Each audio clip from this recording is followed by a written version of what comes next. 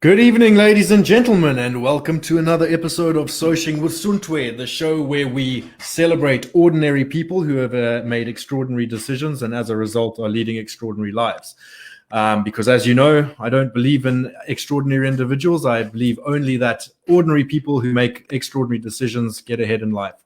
So, if you give me a second, we're just going to do the shares. If you've been with us before, you know the drill, you know how it goes. We try and share as much as possible. If you're already with us and watching, drop a comment. Let us know where you are, where you're watching from, who you are. Say hi. Join us. Get involved in the conversation. This is not a monologue. This is not just between me and the guests. We want to hear from you, and we want to hear what you've got to say and all the inputs that you have. If you just bear with me while I do the shares quickly, we'll get the show on the road as soon as possible. It's always a little bit of a process, but it's fun. So yeah, if you feel like you're getting value out of this, please tag your mates. Tell them to come and watch. Tell them to. You can tag them in the comments. You can share with your mates. You can share wherever you like. The more, the merrier. You know, share the love. It's the only way to get it out there is through everyone. So that would be really helpful. Right, posting it in just a couple of places. If you just give me a second. It's a bit of a slow process. I really need an assistant to help me with this. That would be amazing. One day when I'm a big boy, maybe I'll have someone to help me. But for now, it's all on me. Right, last share, and we are golden. Getting it up on the screen, the big screen, so I can see your comments nicely. Hey, there we go. So far, Hannah, hey, good to see you. Christy Lee, thank you for coming. Hey, Christy Lee's in Estonia, Hannah's in the US. We got Bonnie Murphy from Tennessee, Mitchell Phillips. Wow, okay, we got cool things happening. So without further ado, I'd like to introduce you to my guest, Keith Heywood. Keith is a business strategy and culture change strategist and life coach. And on top of that, we started our relationship back in, I would guess, 1998. Yes, that long ago. Yeah. When he actually taught me geography in high school, much to for his sins, as punishment for his sins. He got me as a student. So I apologize right now for everything that happened when I was a teenager. I know I was a shithead, but I think we all were. So welcome. Thank you for. Thank you for. You're supposed to say you did nothing wrong. No, you are an angel. Between me and you are an angel. The rest will speak offshore. Christy Lee Frost has even said, "Greetings, Keith. How did you survive Paul as a teenager?" Anyway. Oh yeah, so, it was special, I must say. Nah, I wasn't that bad. But yeah, so where are we going to start? Start from the beginning. You've had quite an interesting careers and changes of careers and quite an interesting journey. So maybe let's start from the beginning. Where did you grow up? Where are you from? Well, yeah, excellent. There's stuff that you probably don't even know, Paul. I mean, when you saw me at high school, I was already almost developed as a professional, but I go back to, you won't believe it, I was born close to the Botswana border, Plumtree. You remember Plumtree School? You know, we used to play rugby with them. Yeah, so I was born close to the border there. And so I grew up there, but I went to school in Gweru. My high school and all that was in Gweru, at a school called Fletcher High School. That was one of the best schools for African boys or black boys. So it was a boys only school. So I could relate to CBC because I also went to a boys school. Thereafter, I then did college at Hillside Teachers College, which is just not far from where CBC was in Bulawayo. And after that, I taught in a number of schools before I joined joined CBC. I was a teacher for a good 14 years, 14 plus years, which was too much. If I had my career to do again, I would tell you that I would still start as a teacher, because I think I learned some things that no other career could teach me. And I think I became a better human being because I spent a lot of time working with. But I think I overstayed. But then thereafter, I moved and joined retail. I joined the supermarket chain Spar, which is an international brand. I think most people will be familiar with Spar supermarkets. So I joined them to do training, almost teaching, but now teaching business people. I did that for quite a long time. And then I don't know, 7 or 8 years ago, 10 probably, 10 years, no, less than 10, I left them. But I must tell you the story about leaving them, because there's something I learned from leaving them.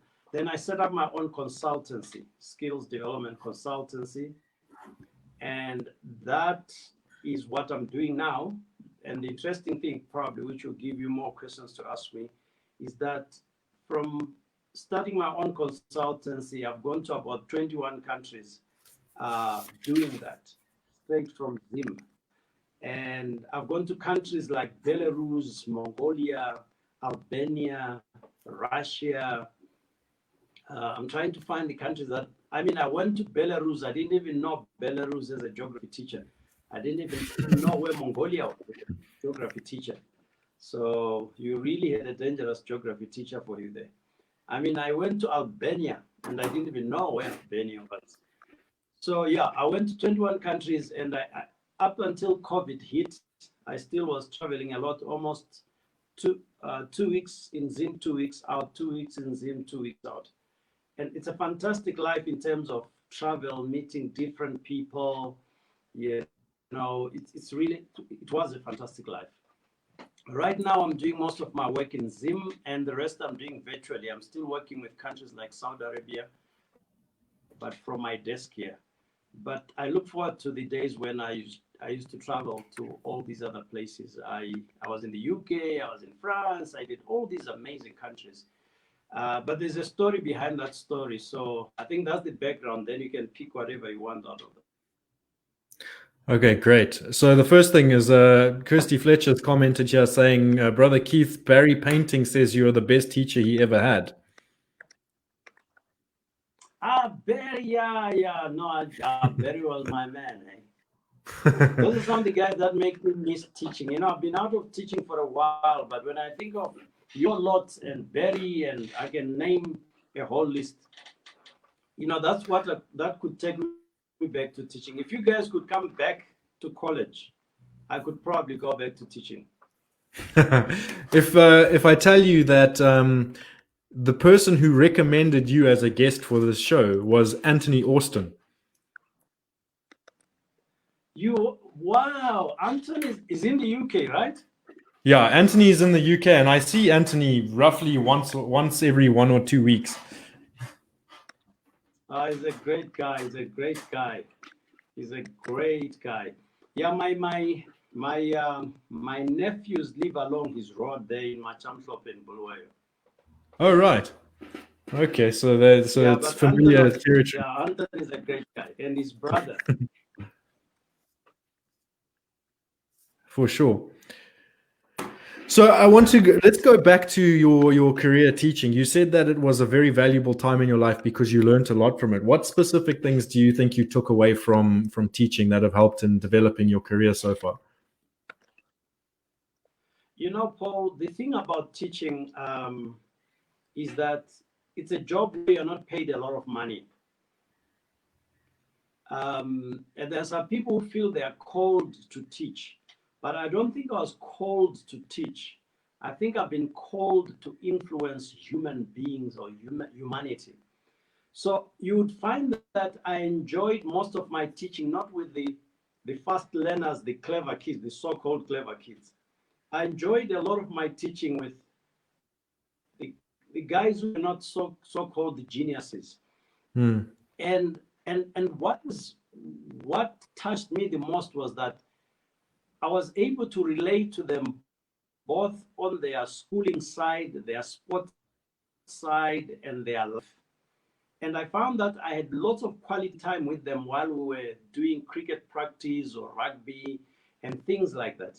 I found I connected with them. And there's probably, the problem is because when I was in high school, I think I was thought to be clever, but I think I needed teachers to connect with me in a certain way. So what I enjoyed most about teaching and why it formatted me is because it helped shape who I am. It gave me my humanity Mm. because I wasn't really keen on students. Well, I wanted them to pass, but I wanted them to be better human beings.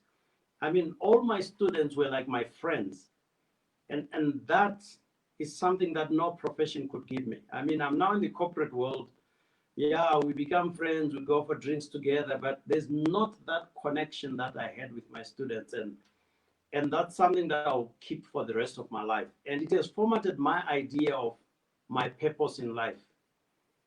Because I believe my purpose is to inspire people to live a life of purpose, to inspire people to fulfill their dreams. And that's what gives me meaning, and not so much the dollars and cents that they pay me. And I Mm. learned that culture or that kind of thought process as a teacher. Yeah, that's amazing. I remember specifically as a student at the school that one of the things I noted about you as a teacher was that there were no airs and graces or sort of that superiority complex that comes with a position of I don't know, power or leadership that you have with some teachers, where it's very Yeah, standoffish. There was a much yeah, more human approach to the way you did things, which was something that I always respected yeah. quite a lot, and I think most of the students that were there could agree with. Um, Talking about inspiring people to live a life of purpose, give me an idea of, do you think purpose is something you find, or it's something that you cultivate from yourself?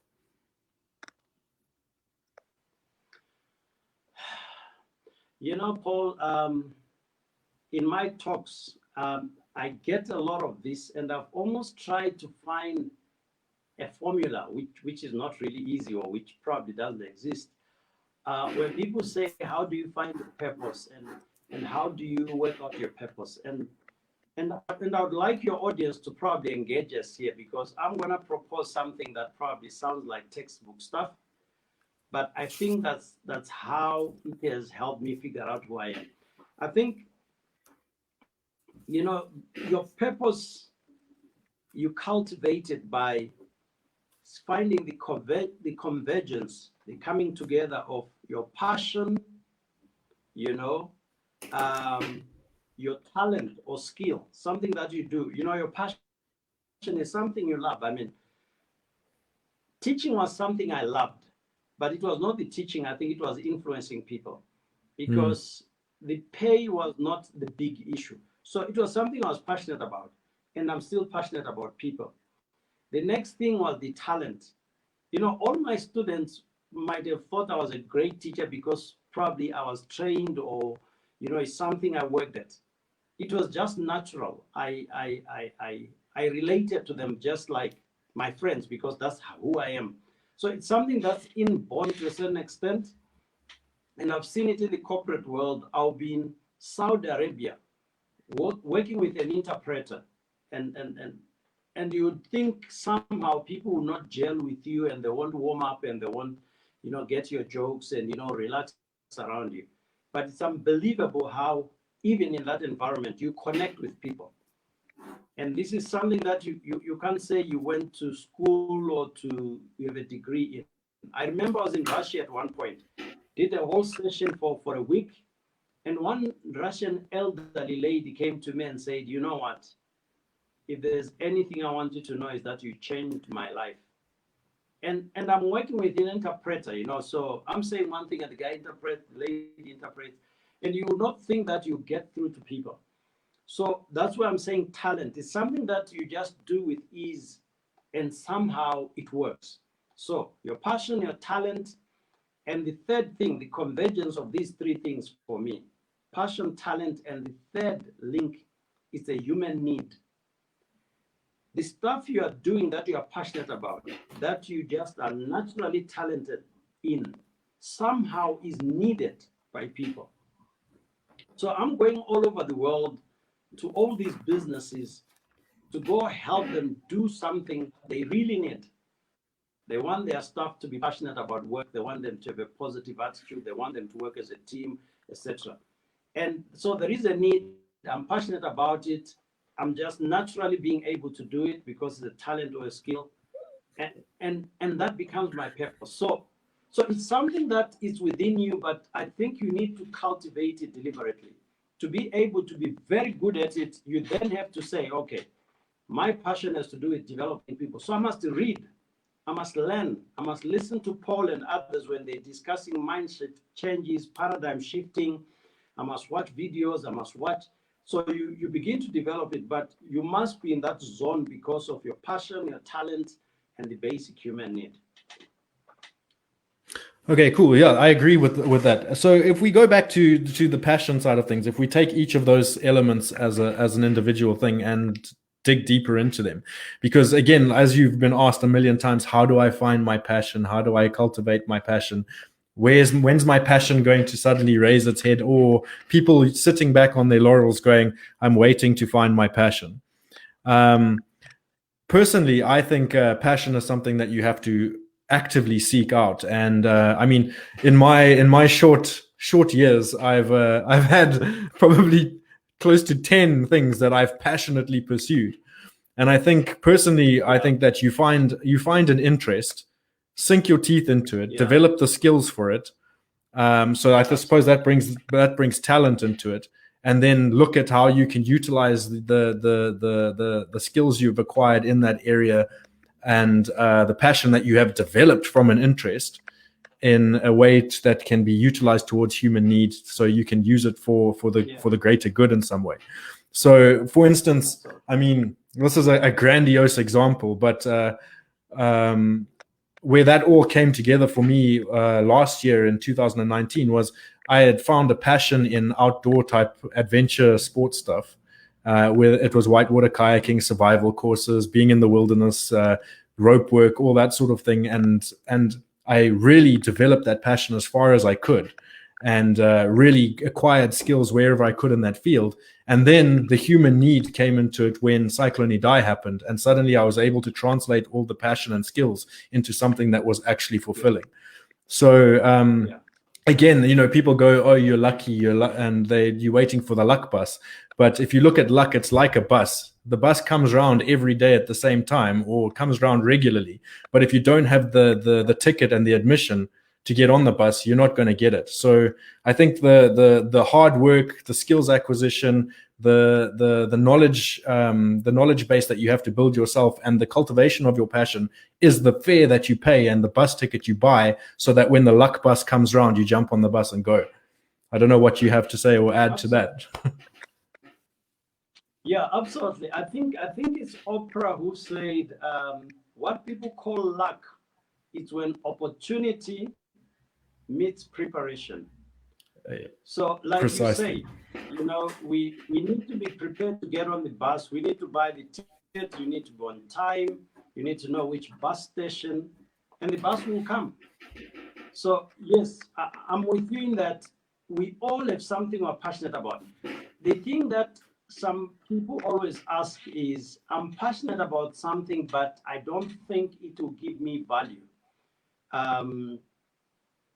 And so they say, but what's the point of my passion if it's not gonna give me value in terms of return, in terms of, I mean, what I do now is, I love it, but people pay me a lot of money for it.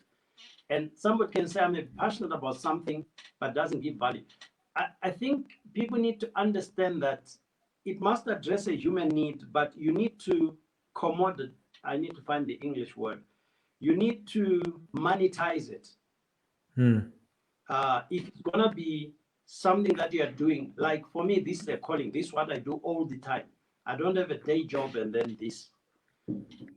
But it's a your passion is different from an interest. You could have interest in playing golf, but it does not mean you are passionate about golf as something that will become your career. You have a good interest and you love a good game of golf and the social that goes with it.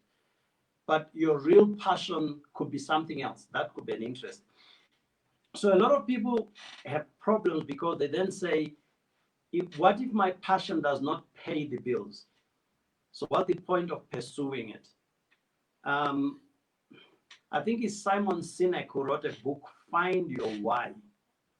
It's something that I would ask a lot of people to look for, or just go on YouTube and look for Simon Sinek. It will pop up. He's very popular. He talks about this idea of finding your why in business and in your personal life. And in that, he suggests that your why is not, you can't say I have a passion for rugby. So I need to find where rugby meets my training and the need. The passion is the value you add to humanity, something that you do. Like, Paul, what you are doing and all your whitewater rafting and all that, you really want to add value to humanity. You want to change lives. So those who come to your whitewater rafting when you were doing it, it was not just the adrenaline stuff. It was the fact that you are actually entertaining people, fulfilling what they want to do, and it's making money for you. So it's important for people to put that spin into it, to say, it's not a like, it's not an interest, it's somehow something that adds value. That's why I spoke about that human need. And that human need must bring the moolah. So to expand on your thing with Simon Sinek, his book Start With Why. It's called Start With Why. Great book. I've read it, and his other book is also great. Leaders Eat Last, I think it's called. Yeah. But the original quote was Viktor Frankl. I don't know if anybody knows Viktor Frankl. He wrote a book, Man's Search for Meaning, where he was a psychologist who spent a good chunk of his life in Auschwitz concentration camp. And his quote is, "He who has a why to live for can bear with almost any how." And that's what if you read Man's Search for Meaning, he talks about how during the Holocaust, while living in Auschwitz, he noticed that the people who survived the thing had a why to live for and could then get through any situation that the Nazis and the concentration camp could throw at them. But the people who lost their why were the ones that perished quickly. It's a very, very interesting book to read. It's a bit of a tough read. It's not an easy one, but it's a good book to read if you're interested in that sort of thing. Absolutely. Yeah, Christy Lee Frost also said it's a skill in itself to monetize what you're passionate about, which is 100% true. But also the other thing to add on to that, like when you talk about monetizing your passion, there's two ways you can actually do it as well. You can either monetize your actual passion, which I did for the last 8 years, kayaking full time and doing adventure stuff full time, and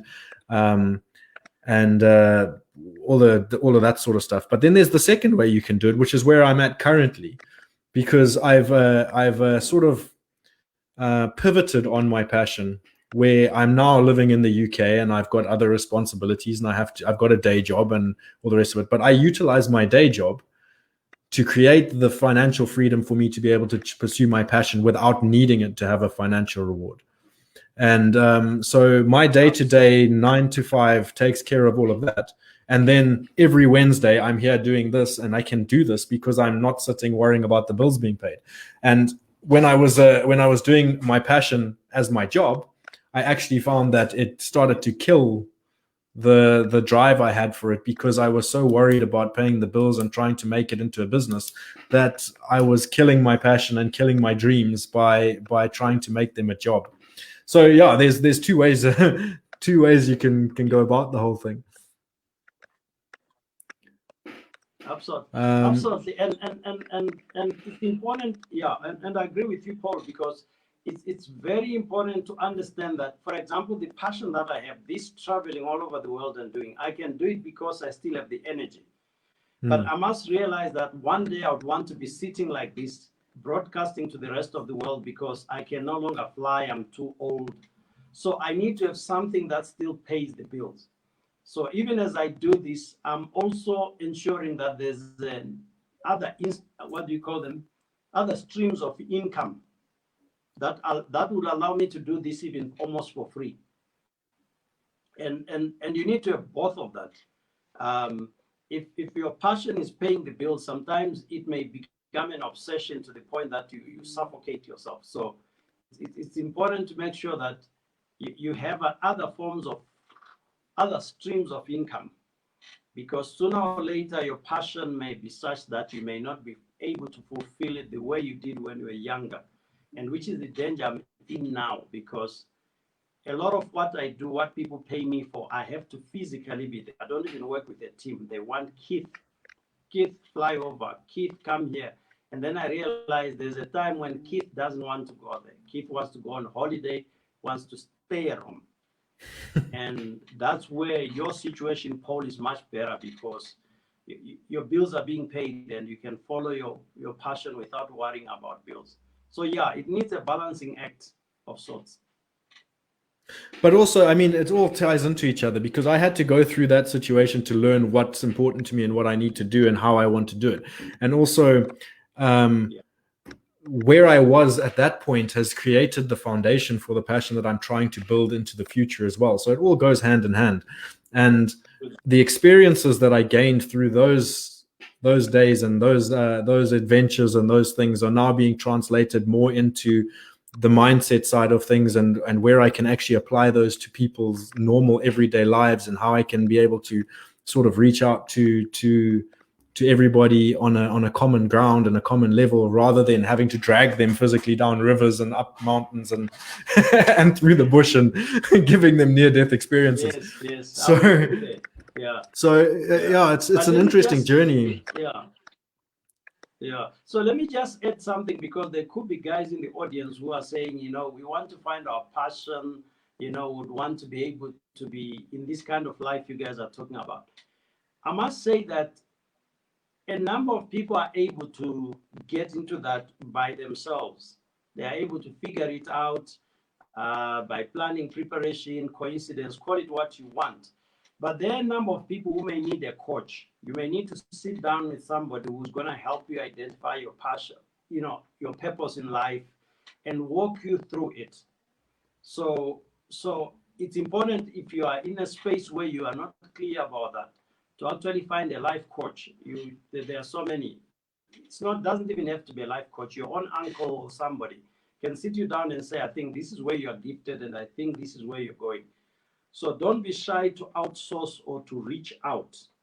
Not everyone will find it very easy just like that. So that's one very important thing that all of us must take on board.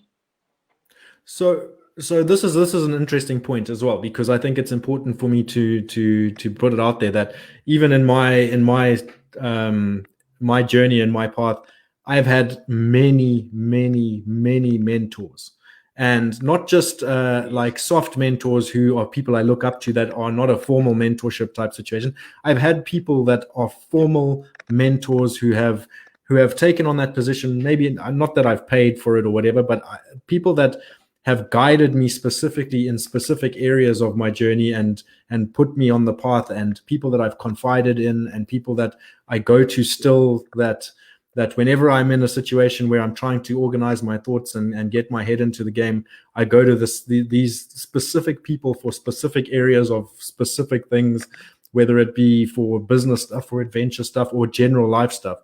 So I think if you're open to listening to other people's advice and opinions, and obviously when you listen on the basis that you know that the person guiding you is guiding you from their own experience and from their own perspective of what they've gained from their life experience, and won't necessarily fit you exactly correctly, and you can't take everything as gospel, and you're going to have to apply it to your own experience and your own way of going.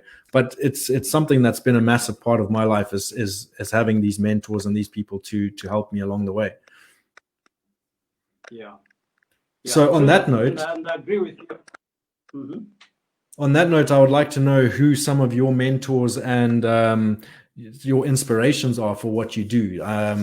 For me, I've like one of my big one of my big famous people that I follow and that I talk about a lot is a guy called Tom Bilyeu, and I really do model myself as much as possible on his example and try to emulate wherever I can his example and his way of thinking and mindset really resonates with me and who I am as a person.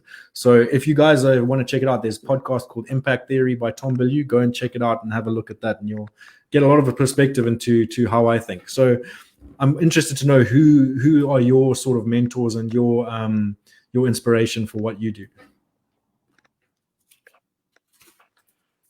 There's a number of people who have influenced my thinking. Anthony Robbins in the early days, most of you would know Anthony Robbins. In the early days, he's the one who really, in fact, before that, I must tell you this story. Some of the CBC boys will remember Mr. Albert Gumbo, French teacher. Some of you, when he came, he had gone, but he was one of the French teachers, and a fantastic guy. He's the guy who encouraged me to read The 7 Habits of Highly Effective People by Stephen Covey. Stephen Covey. I read that book when I was 21. Yeah, I read that book probably 3 times, and those 7 habits just changed the way I think. There are 2 books that have influenced my life, the Bible and the 7 Habits. And I modeled my life around those 7 habits, and I can sing them any day. And so he linked me with that book. He's the one guy who changed the way I think through linking me with that book. And thereafter, I was influenced by Anthony Robbins. I read a lot of his stuff, listened to his videos way back. Amazing, amazing guy. And thereafter, the one guy then I modeled my life up to this day, his thinking processes, is Les Brown, the old man Les Brown, motivational speaker, business speaker. He's like been my model. I respect his thinking. I respect his thought processes. And then, yes, I've had a lot of other people in business. I like John Maxwell's way of talking about leadership, influencing people, teams, etc., etc. So I've read a lot of his material, and he's influenced my thinking. But yeah, those are the kind of people that I probably spend a lot of time around. And now I'm reading the Simon Sinek's of this world and many others. So going back to what was I going to say? Oh yeah, Les Brown. If you check out the Impact Theory podcast with Tom Bilyeu, he does an amazing interview with Les Brown. That's a great one that I think you'd really enjoy. So anyone out there who wants to check that out, it's on YouTube. Otherwise, you can find it on Spotify or any major podcast platform. Then going back to the 7 habits. Can you recite the 7 habits off by heart? Oh yes. The first one is be proactive. Begin with the end in mind. The first 3 are about yourself. So be proactive, begin with the end in mind, put first things first. And then the next one is think win-win. The 5th one is seek first to understand, then to be understood. The 6th one is synergize. And then the 7th one is sharpen the sword. 7. That's amazing. What the one when I read that really struck home for me, and something that I've always tried to achieve. Obviously, tried as being the key word here, because sometimes you don't make it and you fail. But the win-win thing has always been a priority in my life. I always want to see where I can find a win-win situation. We've been our culture and our society has been really pushed into an adversarial type of mindset where everyone thinks there's a winner and a loser. When really, in fact, most of the time you can find a win-win situation without having to compromise. I don't know if you have anything further to add to that. Yeah. And actually, when he wrote his book in the early days, he had four scenarios: win-win, win-lose, lose-win, win, lose, lose. And then he added a fifth one, win, win, no deal. This is where Paul will say, let's agree to disagree. I respect your position and I'm not willing to trade in mine. Let's just shake hands and say, you know what, this will not work for both of us, which is win-win, not deal, which I thought was fantastic, absolutely fantastic. And I must say that has to do with relationships. Now, for those of us who are trying to find their purpose and find success and significance, you're going to have to develop, you're going to have very good emotional intelligence, ability to build relationships. Your success is one or two relationships away.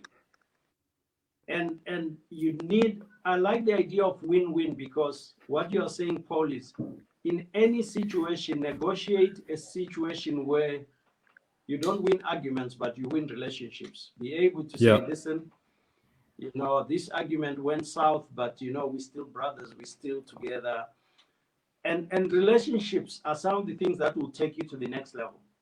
Not your genius, not your money, not your resources, but relationships. So those who are able to build relationships always find themselves ahead of the pack.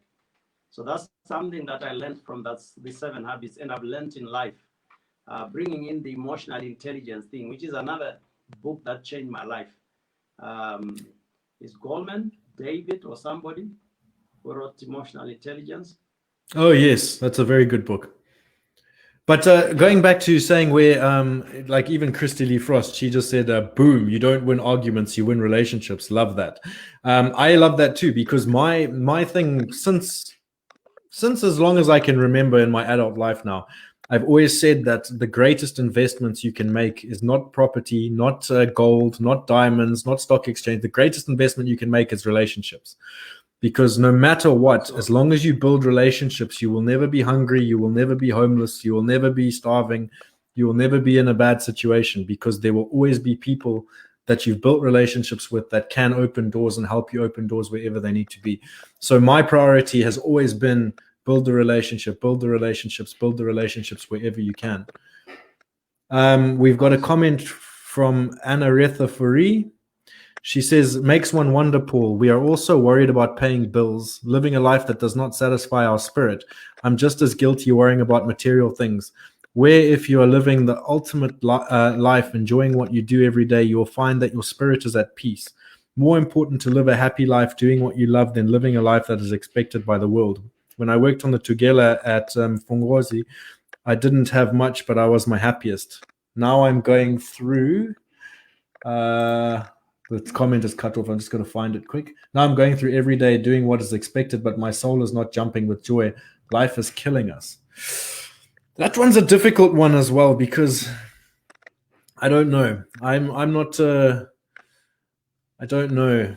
Because again, like I said, I was living the dream, and I was absolutely depressed all the time because I couldn't pay my bills, and I needed things to be simpler. And now I'm doing the 9 to 5 and more fulfilled by doing what I love to do after hours than I ever was doing it as a job. So I think it's very individual, that sort of thing. Yeah, but I feel where she's at. It's an eternal struggle to find that balance, and I feel where she's at. Because sometimes, I go out, when I go out into the rural areas and these places, you find guys who, in Africa, who have no worry in the world. We're talking about stock exchange, we're talking about the US dollar to the rand to whatever. They have a simple life. They have a simple life. They don't have high blood pressure. And so you begin to think to yourself, how do I find the balance? How do I get to a place where I have peace of mind and not, like you say, if the bills are not paid and you are living in an urban life, you have bills that will come whether you like it or not. Yeah, you'll be stressed. At the same time, you get a high profile job, you're working to deadlines, to all sorts of pressure, performance, and etc. You're making the money, but you come home and you are tired and you have no life. I must say there's no simple answer to what she's talking about. But somewhere along the line, I think I like your situation, Paul, where you are saying I'll slog and work hard 9 to 5 and then fund everything else so that I can find space for my passion. So maybe it's a way of finding the money and then finding space where you can express yourself and feel fulfilled that way. And for you guys living overseas, I've got family out there, Paul. The guys just work around the clock. While we have braais here every now and then, and etc. You guys are here, you don't have any braais anymore. No one visits anyone. You're at work, back, night shift, day shift. And I think to myself, I'd rather stay in Africa here because once in a while I can just go across and we have a braai. Yeah, again, it depends on what you're trying to achieve. And like for me, so to go back to that again, where we talk about funding your life and all the rest of it, and having time to do what you want afterwards. The thing that I've tried to do is I try to gamify everything. So when I look at any situation, challenge, work, whatever, it's everything to me in life that is not life or death is just another game. And work for me is just a game with different levels, and the points is money. So when you take a different perspective to the grind, and also like I've said in many podcasts before, is a while back I changed my perspective on what discomfort and suffering is, and I relish discomfort, I relish suffering, I have a completely different relationship with it because I know that from suffering and discomfort is where the growth comes from. So when I look at work and I look at the challenges there and I gamify it in my head, like it's just another game, another challenge with points to be won and things to be gained, and I got to go through this hard level just so that I can get to the next level and get to the next part, so that I can achieve the goal of getting the coins at the end of the day or whatever. And the reward for passing that level will be that I can do XYZ. Then the whole thing becomes a game, and it becomes less stressful and less serious, because at the end of the day, no one's going to die. Yeah. And I think having come from more of a background of life and death situations, you get to learn that, if no one's going to die, what's really to worry about? Yeah. I think I get your point. Yeah. If you are able to do that, if you are able to see it as a game, as a, it's an act. I need to go and put my hours and do my thing and then walk out and do something else. Yeah, if you are able to process it that way, that's a good one. But I also think that our lives go through cycles. I'm not young anymore, but what has happened is that as you grow up, your age, Paul, and others, you need to slowly build yourself as a brand, or your trade or your act as a brand, like what you're doing now. You need to get to the point where, if we say Paul Teasdale, that must resonate with somebody, so that at a certain stage you should be able to now be getting a return on investment on just yourself as a brand. I would say I learned this a lot later in life, but I must say, even going back to teaching, some of the people that have opened doors for me are my ex-students. These are guys who have said, no, let's try this guy. Oh, Keith is doing this. Mr. Heywood, no, he was my teacher, man.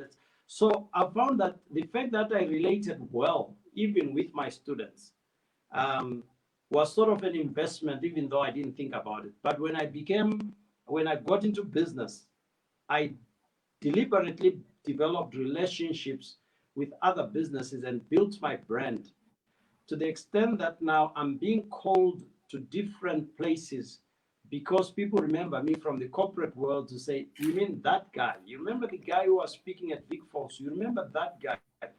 So I'm at the stage where I'm getting phone calls. I don't have to advertise. I don't have to carry a business card.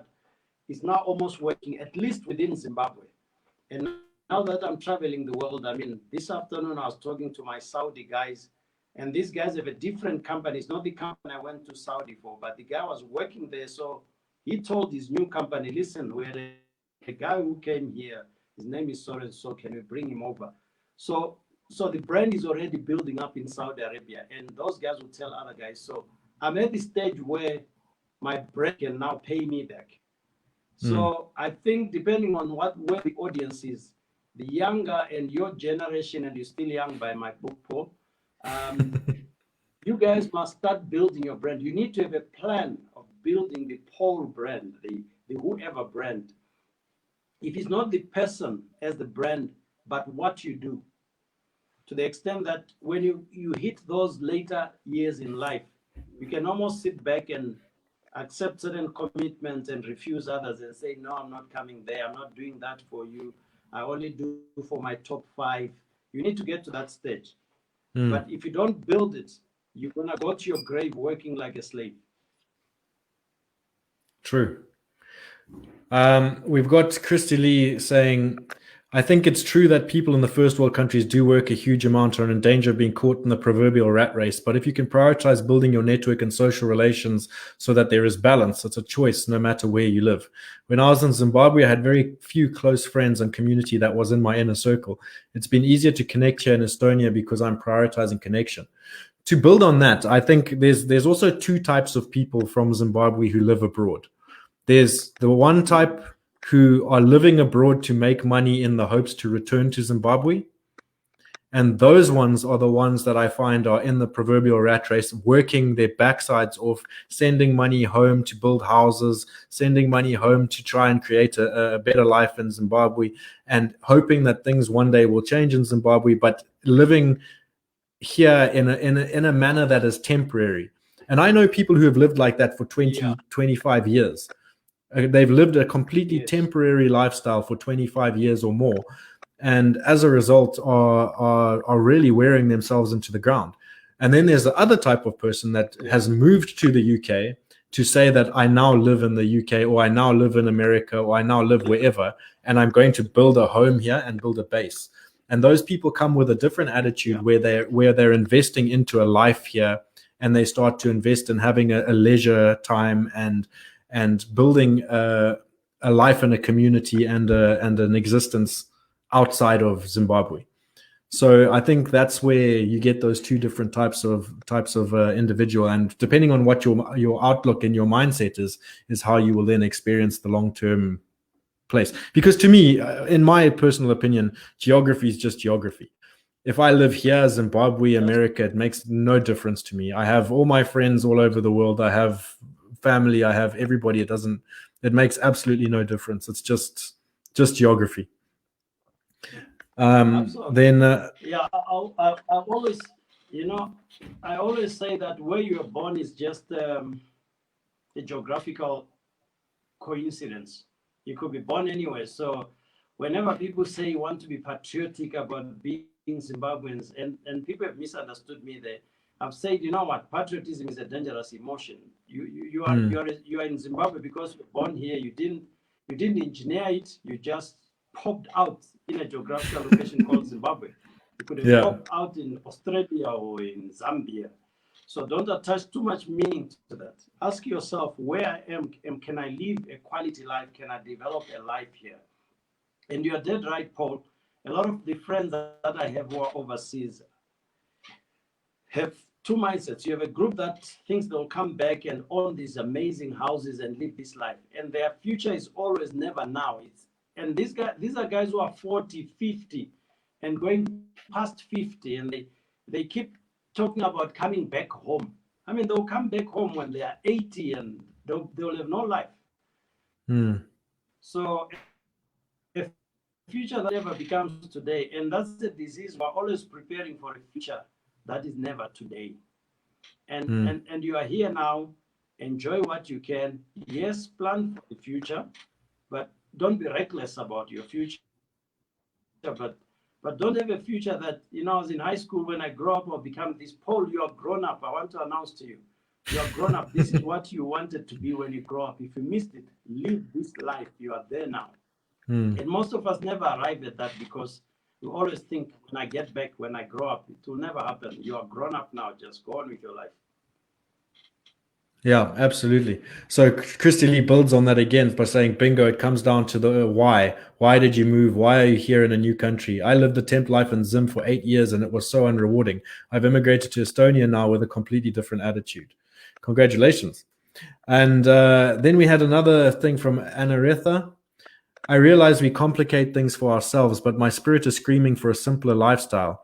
We'll have to seek stillness and contemplate.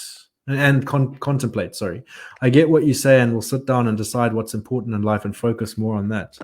Thanks, Christy Lee Frost. God bless.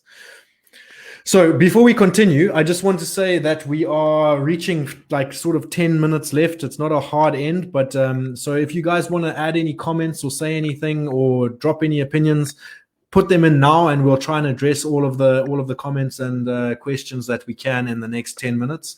But otherwise, we're going to just wrap up with some more questions that I have prepared, and then try and wind this down and keep it to an hour. And yeah, so don't be shy. Get involved. Get talking in the comments there, guys. So this is the part of the show where I ask the golden question. For those of you who haven't been with us before, you'll see my name in the bottom left-hand corner there is Suntwe, which is a Tonga word meaning hyena, which was a nickname given to me on the Zambezi by my Tonga kayaking buddies. And some of the villagers that live along the river there also used to refer to me as Suntwe because of my ridiculous laugh. And it just means hyena. So the big question I have for you is, what animal do you relate to and why? Let me give you two animals. I relate to, I think, to the lion, whether I relate to it or because I've studied it so much. Because in my business presentations, I try to draw a lot of lessons from the pride of lion and how they are structured and how the males have a different function and the females have a different function. But I think the lion, for example, is not the fastest animal, but it dominates the jungle. And it's because of strategy and tact and just being very smart about how they control the jungle. So I relate to the lion for that reason, and I've studied them, and there's lots of business lessons that we use in terms of teamwork, in terms of different roles, and in terms of how they make up for their lack of speed by being very strategic and how they try to get very close to the prey, etc. So I relate to the lion because I think whatever success I've got is not because I'm the smartest or I have more resources than anybody else, but somehow, call it luck on the one hand, but also just strategically having relationships and relating to people in a certain way has made certain doors open which would not have opened if I had competed full throttle with everybody else. So I relate to the lion. But the other animal that I am associated with, in my culture, we have totems. I mean, Paul, you'd know that from your association with your Tonga guys. Now, Africans, Black Africans, because I believe Africans are people who were born in Africa, black or white. So Black Africans in Africa, you have a family name, okay? And behind that family name, there will be another name that is a link to an animal, and that becomes your totem. So my totem would be a monkey, okay? Because it is wily, it is clever, and so our whole totem is around the monkeys.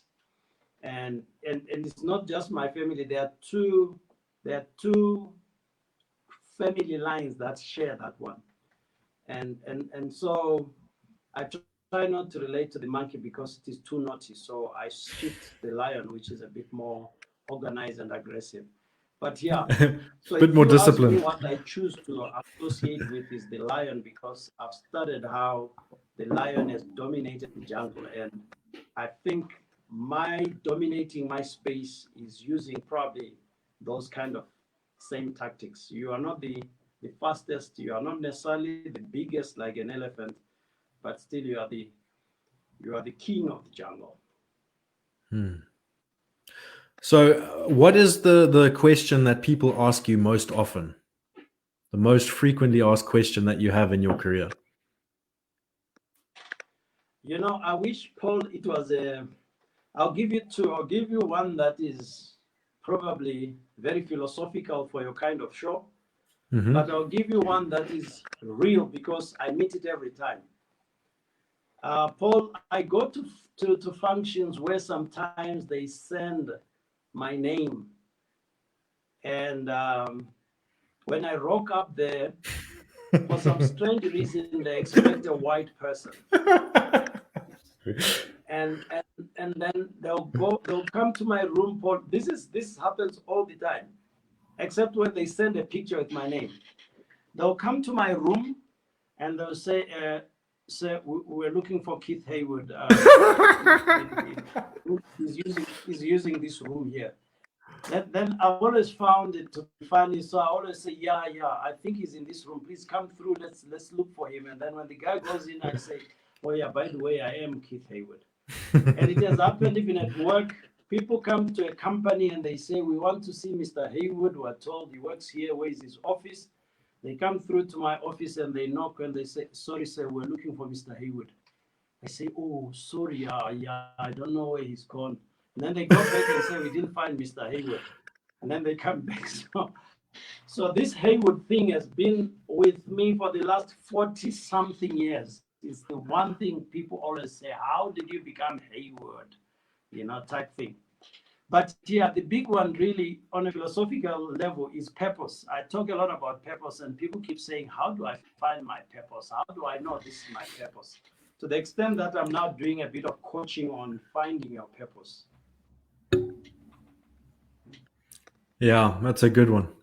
The purpose thing it's an age-old question. It's something that has so many different perspectives on, so many different theories, so many different opinions. It's a tough one, that. Yeah. But yeah, the name one is brilliant. A similar situation. I don't know if you like. Only a year and a half ago, I had a mohawk haircut, and I had that haircut for 10 years of my life. And when I was running our cosmetic company, the cosmetic manufacturing facility, I was the managing director of that company, and I had this mohawk. And the same thing used to happen to me. The bank managers would come to have meetings with me at the factory, or I would go to TM OK head offices in Harare for meetings, and or they would come to me for meetings, and the same thing would happen. They would walk in and say, "Hello, young man, I'm looking for Mr. Teasdale."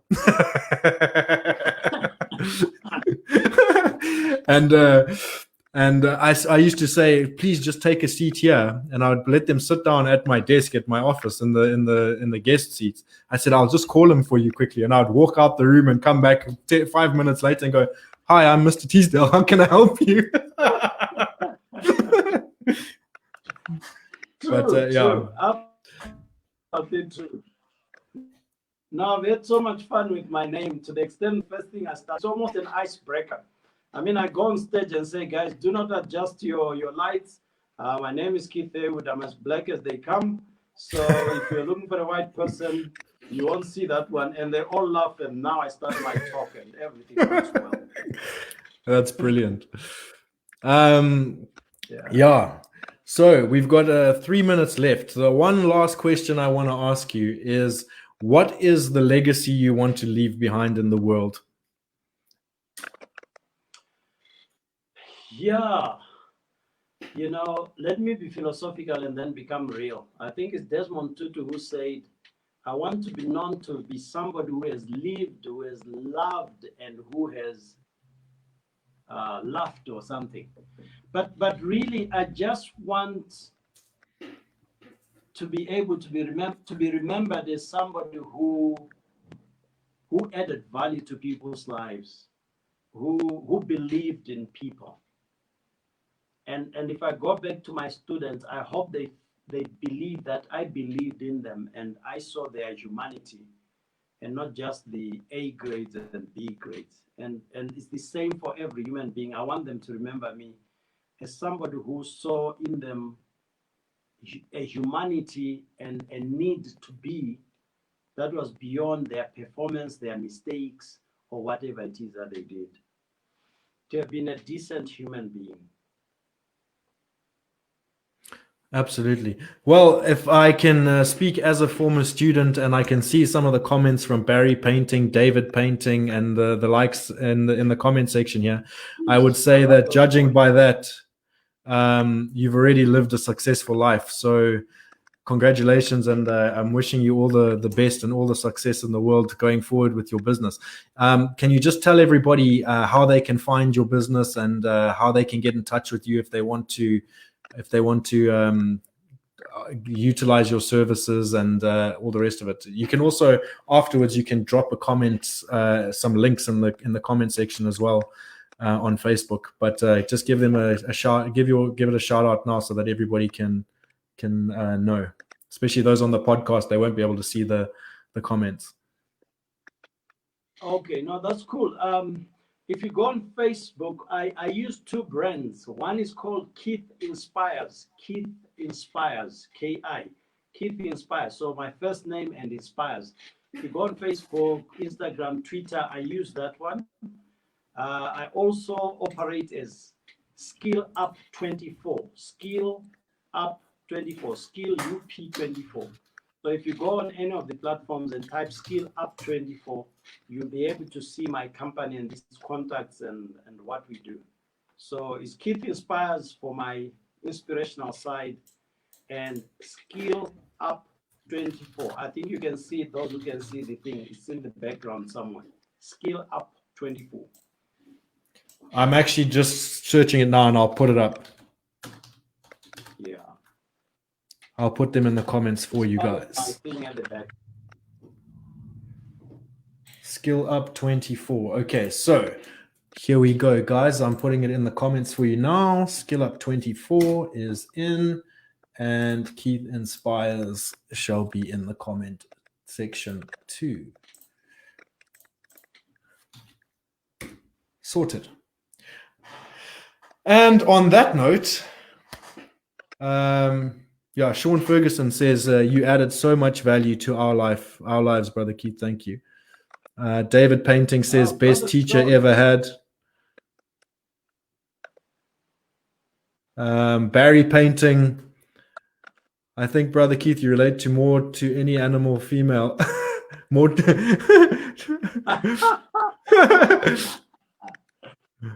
It comes from one of those painting boys. Yeah, for sure. And Aretha says, thanks, Keith, for sharing. As a teacher at a severe intellectual disabled school, I can feel the love that you have for your students and can assure you that they will live the values that you've taught them. May only favor and goodness follow you. And Val, our trusty and loyal Val Chikali, who is with us nearly every week. Thank you, Val, for always being so supportive. Says thank you, Paul and Mr. Heywood.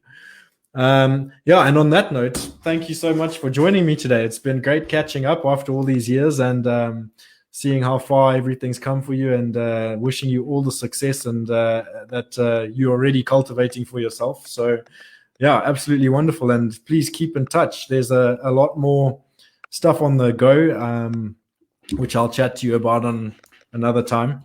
But yeah, it's been an absolute pleasure, and I've really enjoyed our chat today. For everybody else, this happens every week. Sorry, carry on. I said thank you, Paul. Thanks for having me. No worries. Everybody, this is episode 28. This year, I'm taking it up to episode 30, which will be the next 2 weeks. I've got guests lined up for that.